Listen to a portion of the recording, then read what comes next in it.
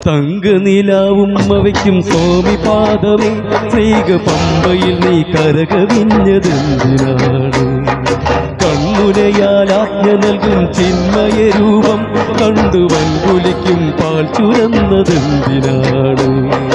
മോഹിനിയിൽ പിറന്നതും മോഹമെല്ലാം വെടിഞ്ഞതും ദേവഗീതം നടന്നതും നിന്റെ ലീലകൾ.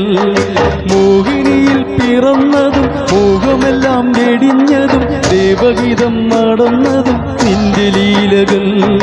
ദേവഗണം നിരന്നതും ഭൂതഗണം തുഴുന്നതും വേദമുഖം തെളിഞ്ഞതും നിന്റെ മായകൾ.